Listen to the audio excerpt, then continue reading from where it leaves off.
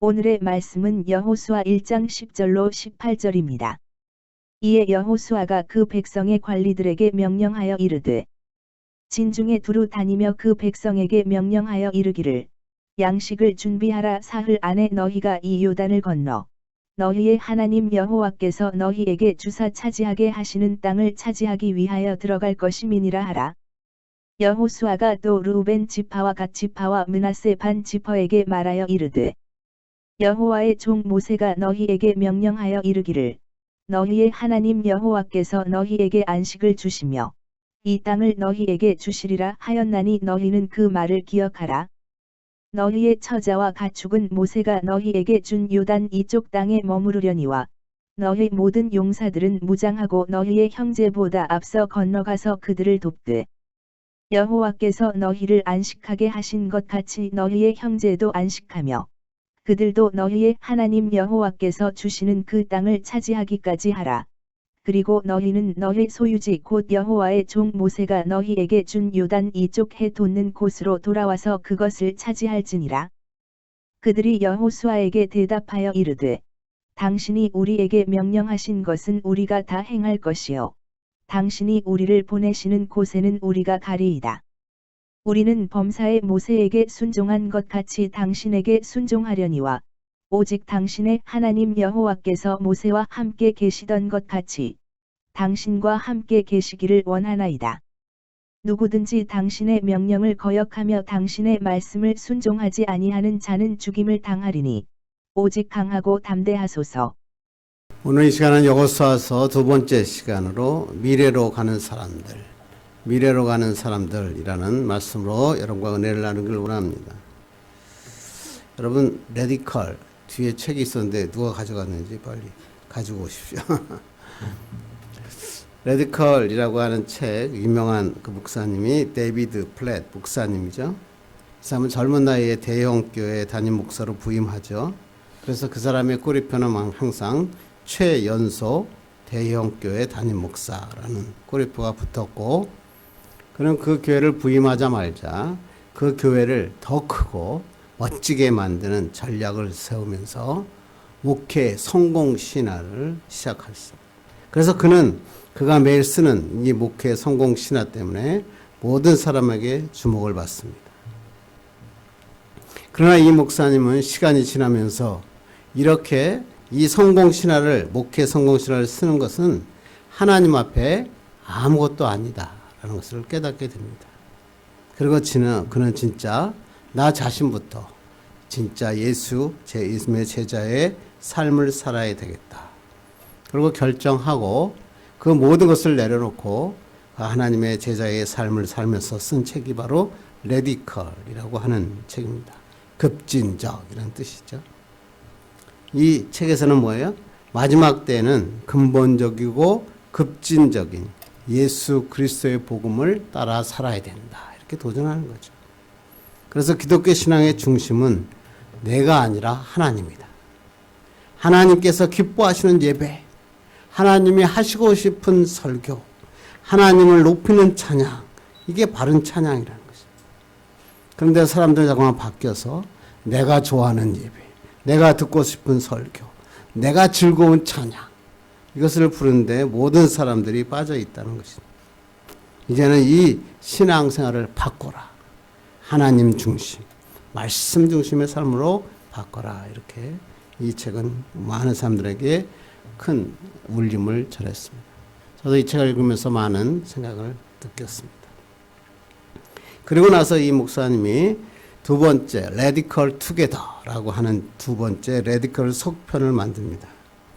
그 책은 뭐냐면 이 레디컬한 이 신앙의 세계를 만들기 위해서는 나 혼자서는 할 수 있는 것이 아니라 함께, 공동체가 함께 이 삶을 살아야 된다. 그렇게 생각하면서 두 번째 쓰여진 책이 레디컬 투게더라는. 그래서 이 책 서문을 딱 보면 이 책 서문에 이렇게 얘기합니다.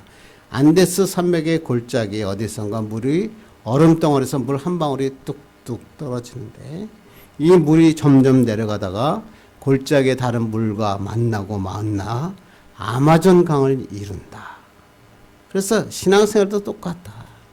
나 하나는 미미하지만 공동체가 모여 그 영향력을 발휘할 때는 엄청난 영향력을 발휘할 수 있다.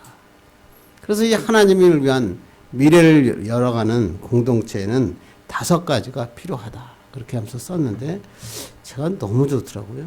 첫째는 뭐냐면 공동체의 시작은 패러다임 체인지. 그러니까 생각의 틀을 바꿔라. 하나님의 최고를 위해서 우리의 최선은 포기할 줄 알아야 된다. 근데 잠깐만 교회는 자기가 즐겁고 자기가 좋아하는 것을 찾는다는 거죠. 그런데 하나님의 최고를 위해서 살아라. 두 번째는 공동체가 일하는 능력은 은혜다. 은혜. 사람의 어떠한 능력이 아니라 은혜를 체험한 사람들이 일에 동참할 때 반드시 올바른 공동체가 될 수 있다. 세 번째는 이 공동체의 기초는 말씀이어야 된다. 말씀. 자꾸만 교회들이 경험, 관습, 습관 이런 걸 자꾸만 따라가려고 합니다. 그러니까 교회 안에는 경험이 중요한 게 아니라 하나님의 말씀으로 사역해야 된다. 그래서 말씀의 원리로 사역한다. 또한 이렇게 얘기합니다. 이 공동체, 교회는 프로그램이 중요한 게 아니다. 헌신된 사람이 중요하다. 자기의 삶으로 실제로 헌신하고 삶의 현장에서 다른 사람을 위해서 헌신하는 그러한 사람들이 바로 하나님이 원하시는 사람이다. 그리고 교회의 사명은 땅끝까지 전하는 것이다. 마지막에 뭐라고 하냐면 이 교회, 우리 그리스도인의 모든 목적은 하나님이다. 그러니까 하나님의 영광이 아니라면 다 버려라. 참 대형교회의 목사님이 이런 얘기하는 게 굉장히 어렵죠. 하나님의 영광이 아니라면 모든 틀과 모든 사고를 바꿔야 된다라고 얘기합니다. 이렇게 교회가 하나가 될 때, 이 책에서는 레디컬 투게더 할 때 비로소 미래의 길이 열리고 교회가 미래를 향해 달려갈 수 있다. 이렇게 이 책은 우리에게 이야기하고 있습니다. 그렇습니다. 우리가 하나님의 나라에 쓰임받는 사람이 되려면 하나님이 계획하신 미래로 가는 사람들이 되기 위해서는 자기 중심적인 생각을 버려. 하나님 중심으로 살아라. 하나님 중심으로. 말씀 중심으로 살아라. 하나님이 기뻐하시는 그 공동체를 위해 살아라. 그렇게 얘기하는 거죠. 그렇게만 하면 나만 잘 되는 것이 아니라 교회가 잘 되고 온 공동체가 하나가 되고 열방이 주께로 돌아올 때 참된 기쁨과 평안을 얻을 수 있고 하나님 놀라운 축복의 역사가 일어난다. 그렇게 얘기합니다. 그래서 성경에도 똑같은 말을 전도서에서 이렇게 얘기하고 있거든요. 한번 읽어볼까요? 시작. 너는 내 떡을 물 위에 던져라. 여러 날 후에 도로 찾으리라. 흘러가는 물에 떡을 던지라는 겁니다. 이게 솔로몬이 한 얘기 아니에요? 부귀영화를 다 누렸던 사람이 나중에 와서 하는 말이에요. 네, 흘러가는 물에 떡을 던져라. 떡을 던지면 그냥 흘러가잖아요. 손해본다는 거예요. 인생에서 손해보는 것 같다는 거예요.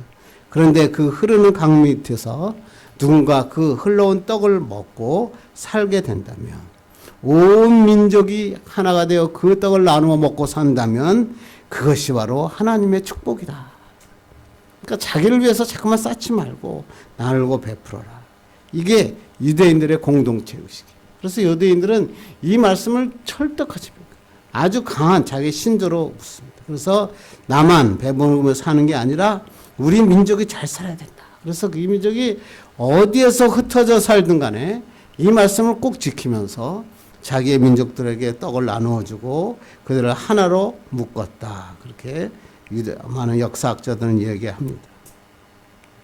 이 공동체 의식은 유대인의 의식이 아니겠죠. 성경에서 말하고 있는 하나님의 나라. 하나님의 나라는 뭐요? 이러한 전체 사람들이 모여있는 삶 가운데 임한다. 그래서 유명한 예수님께서 이 말씀을 이렇게 얘기하십니다. 누가복음 읽겠습니다. 시작. 또 여기 있다 저기 있다고도 못하리니 하나님의 나라는 너희 안에 있느니라. 이 말씀에 여러분 좀 많이 들었잖아요. 그런데 여기 너희 안에 있다라는 이 안에라는 말은 엔토스라는 단어입니다. 보통 안은 뭐예요? 엔크레토스, 그리스도 안에 할 때는 엔이라는 단어를 쓰고 있는데 여기에 있는 안에라는 말은 엔토스라는 말인데 이 뜻은 뭐냐면 사이에, 어몽, 가운데, in the midst라고 하는 뜻입니다. 그러니까 예수, 지금 하나님의 나라는 너희 안에 있다 뭐예요? 예수 그리스도를 믿는 너희들 안에 있다. 예수 그리스도를 영접하는 너희 안에 이미 천국이 임하였다라고 얘기하는 거예요. 그런데 예수 믿는 많은 사람들이 이러한 하나님의 말씀을 붙잡지 못하고 이기적인 시대로 막 살아가고 있잖아요. 나만 배부르면 되고 나만 천국 가면 되고 나만 복 받으면 된다라고 하는 삶을 살아가는 거예요. 세상 사람도 그렇게 사는 게 원칙이죠. 그러나 우리 그리스도인은 그렇지 않다는 거죠. 그럼에도 불구하고 사람들은 예수 믿고 난 다음에도 옛 습성이 자꾸만 남아서 이기적이고 개인주의적인 신앙을 살아가고 있다고 하는 거죠. 그래서 정말 나만 복받고 나만 천국 가면 된다 이런 삶을 살다 보니까 교회에 나와서도 그냥 자기만 예배드리고 가면 돼요. 아니 내만 예배드리면 됐지. 요새 또 온라인 예배를 드리니까 더욱더 이런 신앙이 굳어지죠. 제가 함석헌 선생님을 되게 좋아하는데 다 좋아하는데 싫어하는 게 있어요. 함석헌 선생님은 뭐야? 내가 교회다. 그래가지고 교회에 나가지 않고 자기 혼자만 신앙생활을 했잖아요. 그러나 이것은 하나님께서 기뻐하시는 영성이 아니죠. 하나님은 하나님과 사람들 사이에 참된 사랑과 교제와 은혜를 나누는 것이 필요하다. 그래서 우리가 예수를 믿고 미래를 향해 달려가기를 원한다면 저런 이기적인 생각, 개인적인 생각을 벗어버리고 교회가 하나 되고 하나가 모든 삶이 전체가 하나 되어 나갈 때 축복의 역사가 일어나는 것입니다. 이게 바로 하나님이 주신 우리에게 허락하신 미래라고 하는 것입니다.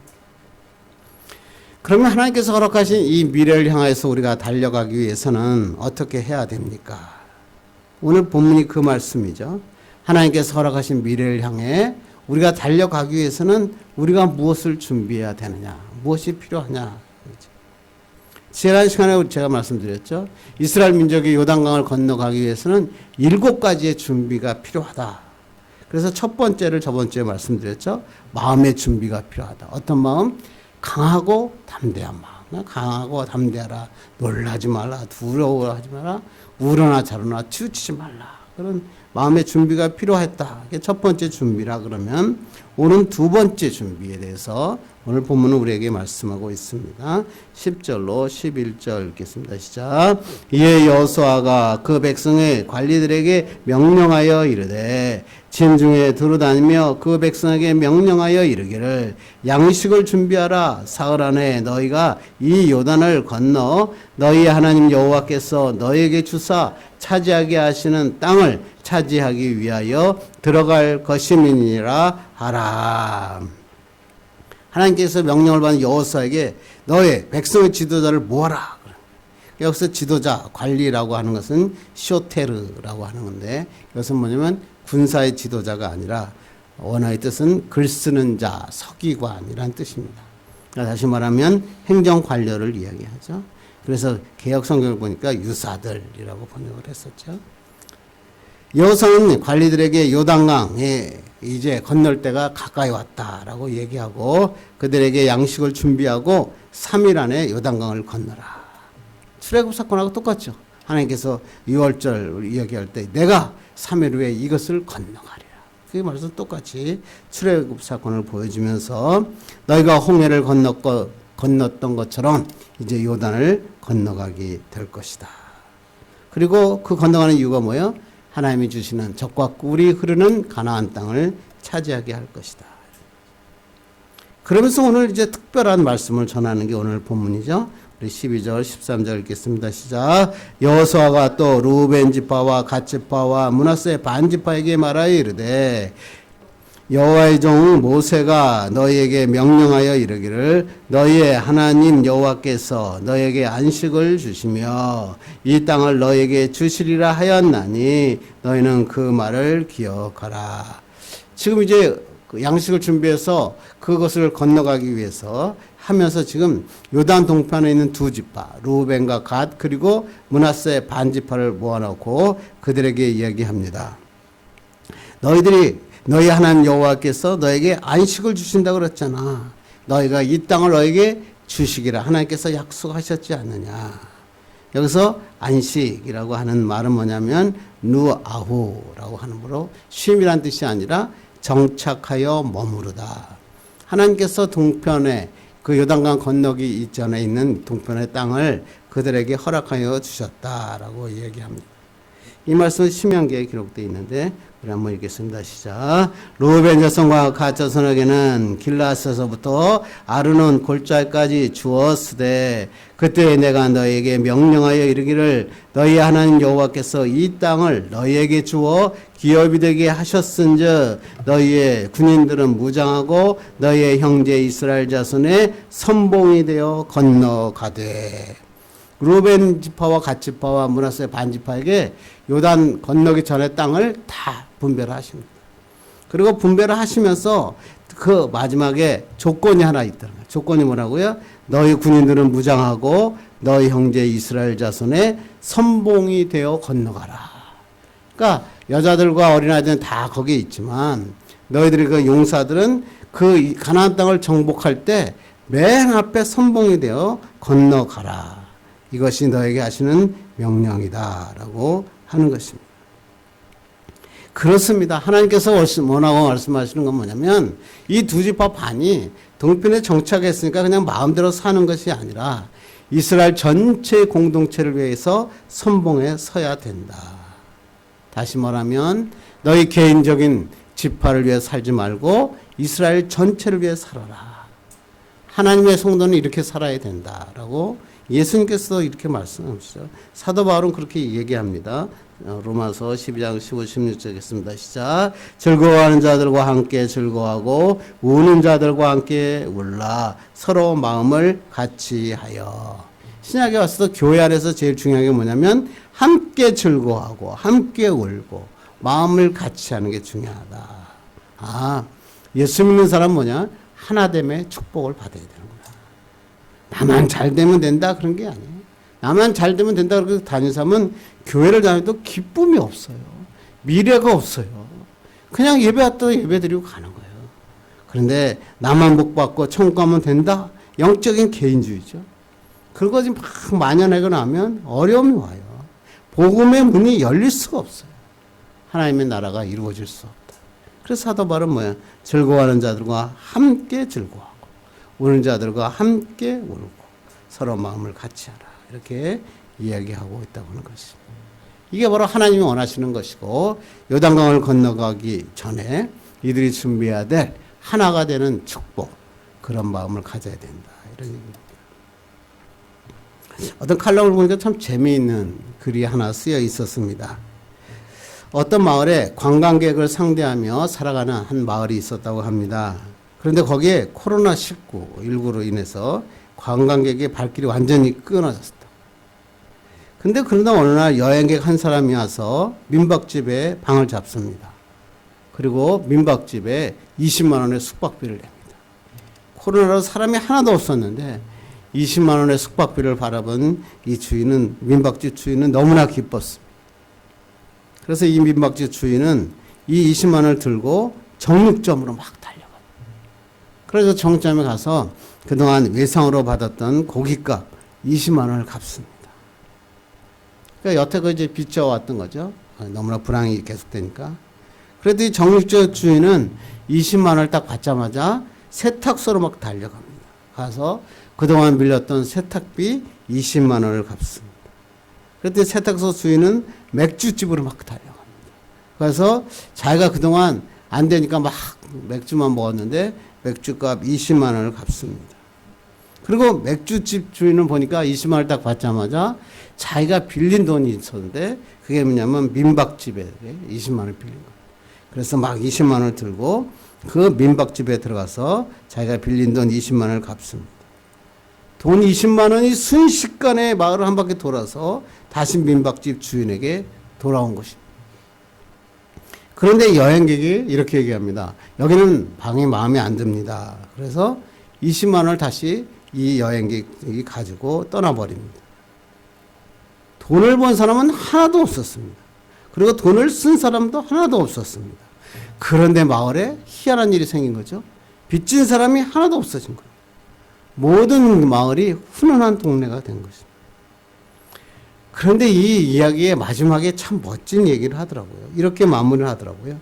돈은 돌고 돌아야 돈이고 구름은 흘러가야 구름이듯이 사람은 사랑을 해야 아름답게 보이는 법이다. 저 하늘의 구름은 바람 없이 흘러갈 수 없다.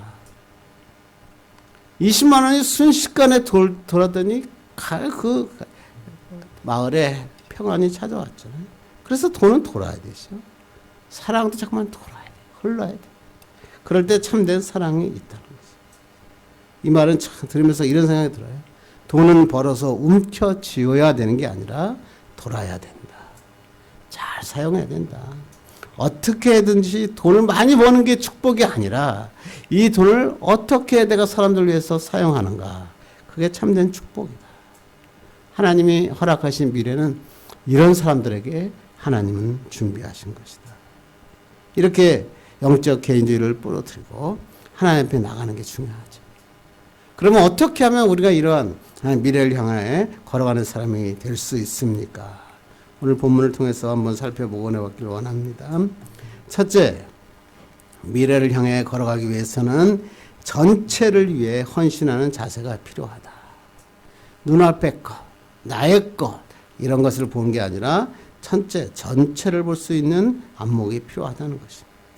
한번 11절 보겠습니다. 시작. 너희 하는 여호와께서 너에게 주사 차지하게 하시는 땅을 차지하기 위하여 들어갈 것임이니라 하라. 너희 하나님 여호와께서 너에게 주사 차지하게 하시는 땅, 미래에 차지할 하나님의 놀라운 축복이라는 거죠.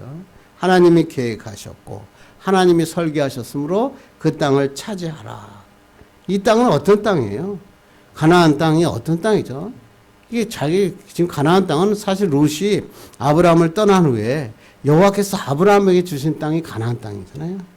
그 하나님께서 롯은 아브라함과 조카잖아요. 같은 땅에서 막 같이 키우다 보니까 목자들끼리 막 싸움이 일어나고 그러니까 다 좋은 땅을 위해서 막 다툼이 일어나죠. 그러니까 아브라함에게 먼저 뭐라 그래요? 야, 내가 좋은 땅을 먼저 차지해라. 그러면 나머지 땅을 내가 선택하겠다. 내가 오른쪽을 선택하면 나는 왼쪽을 선택하고 내가 왼쪽을 선택하면 내가 오른쪽을 선택하겠다. 그래서 그렇게 얘기를 하죠. 그랬더니 조카 롯이 그냥 뭐라고 얘기합니까? 창세기 13장 10절 봅니다. 시작. 이에 롯이 눈을 들어 요단 지역을 바라본즉 소알까지 온 땅에 물이 넉넉하니 여호와께서 소돔과 고모라를 멸하시기 전이었으므로 여호와의 동산 같고 애굽 땅과 같았더라. 롯이 선택한 땅은 어떤 일? 여호와의 동산 같고 애굽 땅과 같았어요. 멋진 땅이었죠. 눈으로 보기에는 멋진 땅인 거예요. 풍요로운 땅인 거죠. 그런데 그 땅은 우리가 다 알죠. 멸망당하는 소돔과 고모라가 되고 말이죠. 눈으로 보기엔 동산 같고 좋은 것으로 가득 찬 것 같았지만 하나님 보시기에는 악한 것으로 가득 찼어요. 결국 멸망당하는 땅이 되는 거예요. 그런데 이 롯이 소돔과 고모라로 떠난 다음에 하나님께서 아브라함에게 진짜 땅을 보여주시고 그 땅을 차지하게 하시죠. 그 땅을 주시는데 그 땅이 바로 뭐예요? 가나안 땅이에요. 그래서 하나님께서는 이 이기적인 생각과 그냥 눈앞에 보이는 것이 아니라 하나님의 말씀에 순종하고 전체를 바라볼 수 있을 때 하나님은 땅을 허락하셨다는 거예요. 우리 한번 창세기 13장 14절로 15절 봅시다. 시작. 롯이 아브라함을 떠난 후에 여호와께서 아브라함에게 이르시되 너는 눈을 들어 너 있는 곳에서 북쪽과 남쪽 그리고 동쪽과 서쪽을 바라보라. 보이는 땅을 내가 너와 내 자손에게 주리니 영원히 이르리라. 이 말씀 읽으면 막 기분이 막 흥분이 되죠. 아브라함을 떠난 후에 아브라함께서 눈을 들어 동서남북을 바라보라. 보이는 땅을 다 내가 너에게 주시겠다. 그래요. 이게 어디에? 이게 가나안. 그러면서 하나님께서 여기서 15절로 끝인 게 아니라 16절에 더 이런 축복까지 주십니다. 읽겠습니다. 시작. 내가 내 조선이 땅에 티끌 같게 하리니 사람이 땅에 티끌을 능히 셀 수 있을진데 내 자손도 세리라. 땅을 허락하시고 난 다음에 땅만 주신 게 아니에요. 뭐예요? 내 자손이 티끌같이 하시겠다. 엄청난 축복을 주시겠다. 이게 바로 아브라함에게 주신 미래의 길이에요. 너는 이 미래의 길을 걸어가라. 실제로 뭐 수백만 명이라는 이스라엘 민족을 만들 뿐만 아니라 예수 그리스도를 통하여 하나님의 놀라운 민족과 교회가 세워지게 했죠. 이게 바로 복음이고 이게 교회고 이게 바로 하나님이 허락하신 미래였다라고. 그렇습니다. 우리가 바른 신앙을 가지고 가기 위해서는 하나님이 그리시는 큰 그림을 봐야 돼요.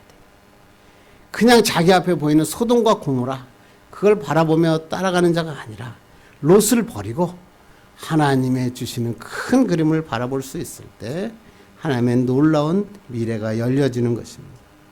이 눈을 쳐다보고 난 다음엔 14절 15절 보겠습니다. 시작. 너희의 처자와 가축은 모세가 너에게 준 요단 이쪽 땅에 머무려니와 너희 모든 용사들은 무장하고 너희의 형제보다 앞서 건너가서 그들을 돕되 여호와께서 너희를 안식하게 하신 것 같이 너희의 형제도 안식하며 그들도 너희의 하나님 여호와께서 주시는 그 땅을 차지하기까지 하라. 그리고 너희는 너희의 소유지 곧 여호와의 종 모세가 너에게 준 요단 이쪽 해 돋는 곳으로 돌아와서 그것을 차지할지니라.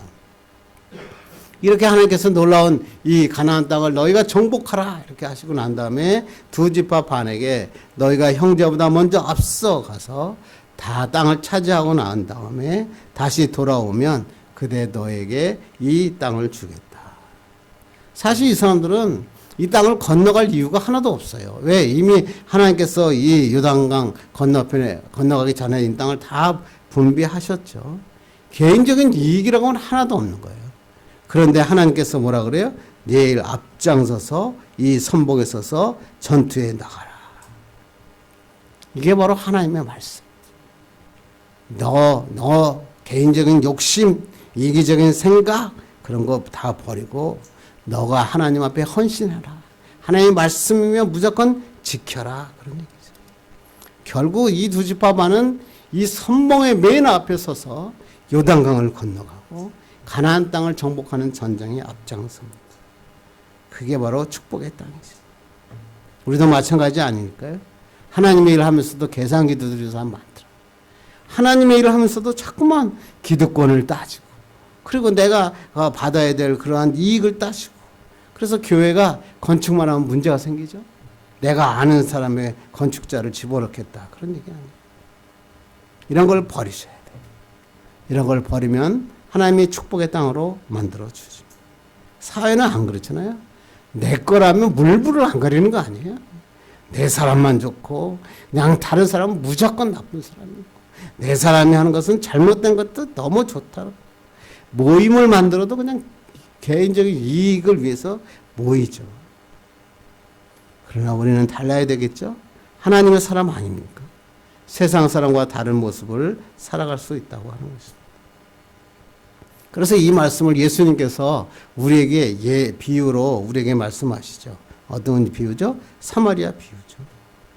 실제로 이 사마리아의 비유는 비유입니다. 실제로 있던 얘기가 아니고 강도 만난 사람하고 사마리아인은 아무런 관계가 없죠.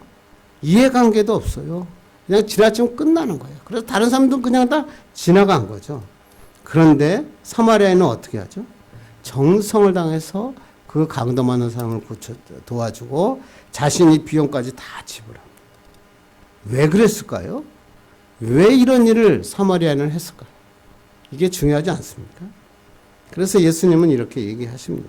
누가복음 10장 36절 읽겠습니다. 시작. 내 생각에는 이 세 사람 중에 누가 강도 만난 자의 이웃이 되겠느냐. 이르되 자비를 베푼 자니이다. 예수께서 이르시되 가서 너도 이와 같이 하라 하시니라. 자비를 베푼 사마리아인을 우리의 이웃이다. 혈연 관계도 아니고 이익도 있는 것도 아니고 이해관계가 있는 게 아니다. 그에게 은혜를 베푼 자가 이웃이다. 이게 바로 하나님의 사랑이다 이런 거죠. 하나님의 사랑은 따지지 말라. 그것이 바로 하나님이 계획하신 미래고 이러한 것을 준비하고 달려가면 하나님이 미래의 문을 열어주시고 축복하시겠다라고 하나님께서 말씀하고 있습니다. 여러분도 이러한 하나님의 전체를 바라보고 내 자신을 헌신하며 나가는 축복의 사람 되기를 간절히 바랍니다. 두 번째, 우리가 미래를 향해서 가기 위해서는 온전한 순종이 필요하다. 미래로 가기 위해서는 개인적인 생각, 개인주의에서 벗어나서 전체를 위해서 헌신이 필요할 뿐만 아니라 이런 마음만 갖고는 안 돼요. 두 번째는 제일 중요한 게 뭐예요? 온전한 순종. 오늘 보니까 이 두 지파반이 뭐라고 대답하는지 봅시다. 시작. 그들이 여호수아에게 대답하여 이르되 당신이 우리에게 명령하신 것은 우리가 다 행할 것이요 당신이 우리를 보내시는 곳에는 우리가 가리이다. 유단 동판 지파들이 아무 자기 이해관계가 없잖아요. 얻을 수 있는 게 없어요. 왜? 건너가봤자 내 땅도 아니거든요.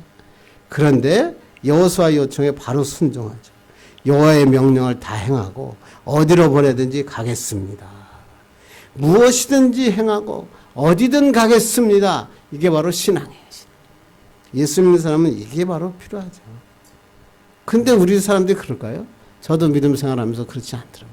순종한다고 기도는 하면서 주여 말씀하시옵소서 말씀하신 대로 가라면 가고 서라면 서겠습니다. 그래놓고는 하나님께서 말씀하시면 내가 좋아하는 거는 선별적으로 순종.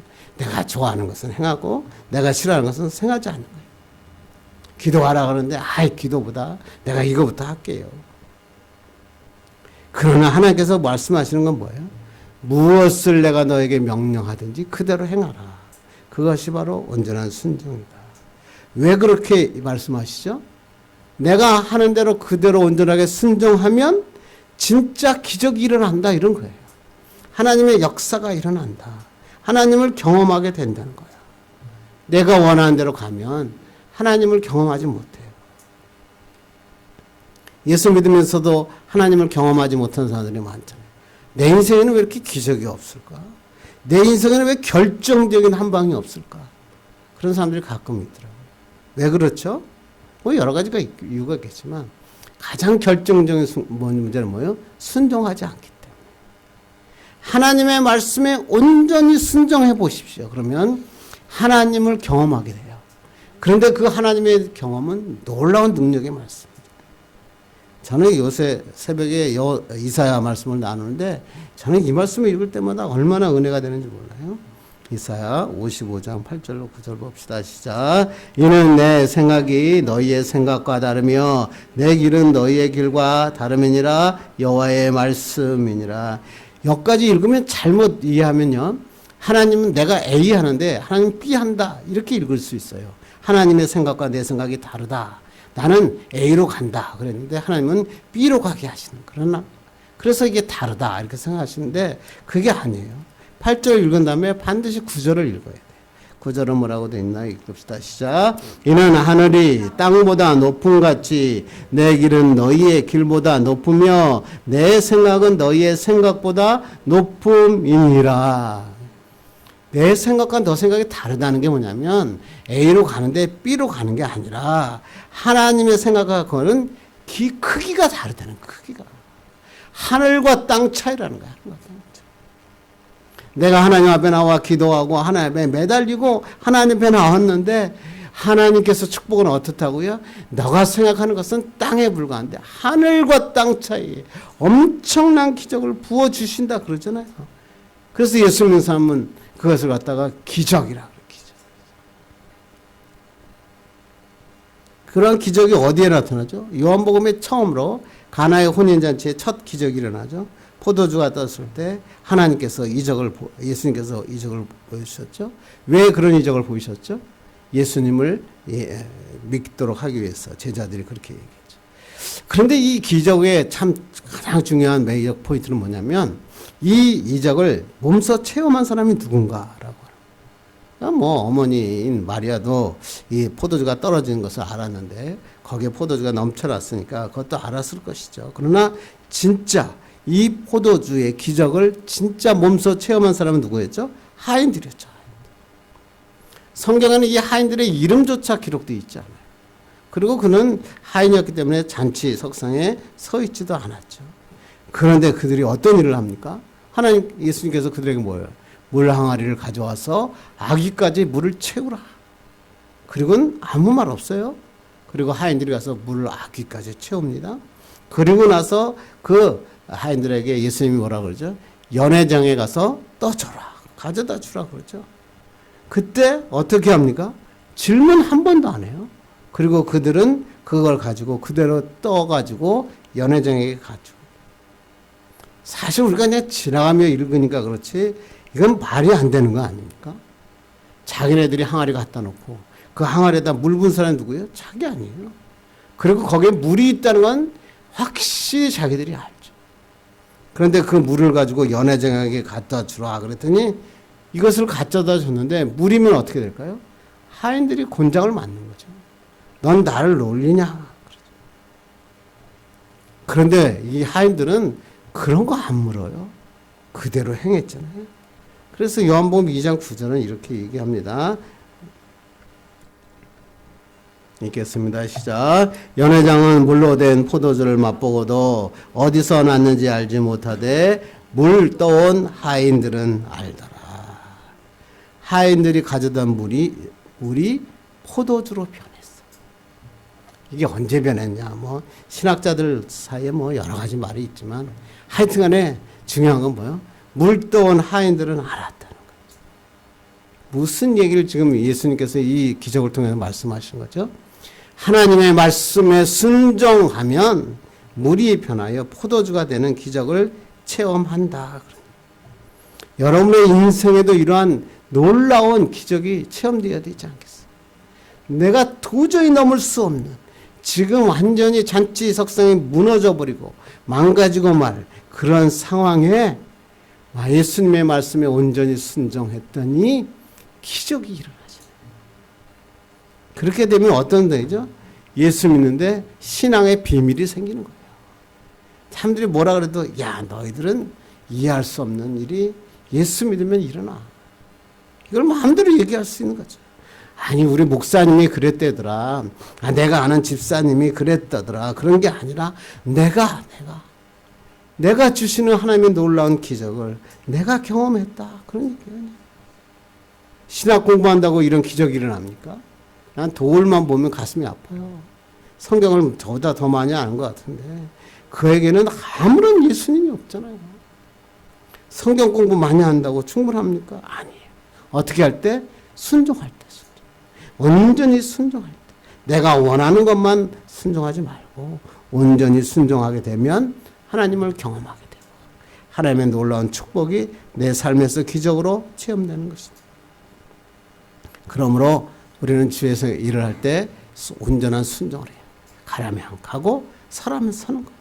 기도하라면 기도하는 거예요. 말씀 읽으라면 읽는 거예요. 그런데 자꾸만 기도하라 그러는데 기도 안 하고 하나님이 해 주십시오. 하나님 뭐라 그래요? 먼저 내 말에 순종해라. 내가 순종하면 그때부터 내가 일하기 시작하겠다. 그런 얘기죠. 우리가 앞에 문제가 찾아오면 이러잖아요. 분석하죠. 특히 남자들은 이런 걸 굉장히 좋아하죠. 어떤 어려운 문제가 탁 터지면 이게 왜 터졌을까? 어떠한 문제가 왔을까? 머리로 계산하죠. 그런데 제가 인생을 쓰고 살다 보니까 이렇게 해서 해결되는 건 거의 없더라고요. 그게 내가 맞았는데 왜 사회가 이래? 불평밖에 없죠. 인생의 문제는 해결되지 않은 게 더 많아요. 그런데 이 문제가 왔을 때 해결할 수 있는 유일한 방법이 있어요. 어떻게? 하나님의 말씀에 순종하는 거예요. 순종했더니 해결되는 거예요. 질병이 찾아왔는데 기도했더니 두려워하는데 두려워하지 않고 말씀을 붙잡았더니 하나님이 고쳐주시는 거예요. 이걸 잘못 이해하면 안 돼요. 어떤 사람 이러니까 자기가 뭐 아픔이 오니까 모든 의술을 포기하고 나는 의사가 뭐라 그래도 나는 안 들어. 그런 뜻이 아니에요. 의술을 당연히 이용해죠. 그런데 어떻게 해요? 그거 하기 전에 먼저 어떻게 하라고요? 하나님 앞에 기도하는 거예요. 그러면 하나님께서 의사도 붙여주시고 하나님께서 그 의료 기계들 사용하시고 의학적인 방법도 사용하셔서 모든 것을 고쳐주셔요. 그게 기적이에요. 축복의 미래를 열어주죠. 여러분 인생에도 문제가 터질 때, 재정적인 문제가 생겼을 때, 사업의 문제가 생겼을 때, 미래의 문제가 생겼을 때 어떻게 하라고요? 분석하고 그것을 갖다 평가하기 전에 하나님 앞에 기도하세요. 그리고 하나님이 하라는 대로 살아간다면 하나님의 놀라운 축복을 만들어주세요. 맹탕물이었는데 예수님의 말대로 순종했더니 어떻게 했다고요? 포도주가 된 거 아니에요. 그게 바로 하나님의 기적인 것입니다. 여러분 너무 생각하는 사람 중에 하나 로댕이라고 하는 사람 잘 알죠? 그 로댕 작품 중에서 칼레 시민이라고 하는 조각상이 있습니다. 영국군이 이제 프랑스를 침공해가지고 칼레 시를 다 잡은 다음에 칼레 시민 가운데 6명을 내가 교성을 시키겠다. 그렇지 않으면 너희들이 전부 다 죽이겠다. 그리고 포고령을 내리죠. 그때 이 소식을 들었던 칼레 시민들 중에서 내가 그 6명 중에 한 사람이 되겠습니다. 라고 일어나는 시민들이 있었어요. 그들은 모두 칼레에서 뛰어난 아주 부유한 자들이었고 굳이 희생하러 나오지 않아도 되는 6명이 나온 것입니다. 이들은 그 다음날 아침에 교수대로 향합니다. 그래서 그들을 처형하려고 하는데 영국의 왕비가 간청을 합니다. 그러자 그 6명의 칼레 시민 6명은 그들은 그 자리에서 살아나게 됩니다. 500년이 지났습니다. 500년이 지난 다음에 이들의 고귀한 희생정신을 기르기 위해서 로댕에게 이 6명, 칼레 시민 6명의 조각을 의뢰합니다. 그래가지고 6명의 조각을 완성을 했는데 이 조각상을 본 사람들이 그 로댕에게 이렇게 얘기합니다. 우리의 영웅들은 이렇게 죄인처럼 초라하고 나약하고 죽음을 두려워하고 비탄에 빠진 모습이 아닙니다. 여러분 보십시오. 이 조각상을 보면 막 담대하게 막 이런 모습이 아니라 막 두려워하고 그 나약한 모습, 그 모습을 로댕은 그려낸 것입니다. 사람들이 우리의 영웅은 이런 사람이 아닙니다. 그렇게 얘기하자 로댕이 그들에게 이렇게 얘기합니다. 진정한 영웅이란 죽음 앞에서 고뇌하고 두려워하는 사람입니다. 그들은 절대로 특별한 사람이 아니라 우리와 같은 사람입니다. 그래서 이 작품을 절대 높은 곳에 두어서 이들을 영웅시하거나 우상화시키지 말 것을 이 로댕은 당부했다라고 합니다. 그래서 이 칼레 시민들은 지금 칼레 이 시민상을 칼레 거리 한복판에 시민들과 어깨를 나란히 한 채 서 있는 것입니다. 이 칼레 시민이 누구죠? 가나안 전쟁에서 오늘 선봉에 섰던 두 지파 반이에요. 뭐 특별한 용사, 특별한 영웅이 아니에요. 선봉에 서는 것이 두렵지 않거나 그것이 두렵지 않은 사람들이 아니에요. 두려워요. 정말로 여기서 나가서 내가 싸움에서 죽으면 어떻게 할까? 걱정이 앞장서죠. 내 자녀들은 어떻게 할까? 두려움이 있습니다. 그런데 어떻게 했다고요? 하나님의 말씀이니까 순종했다. 지금도 우리에게 말씀하는 거예요. 누가 하나님의 나라를 위해서 헌신할 것인가? 이렇게 물어보면 여러 가지 이유를 다 알죠.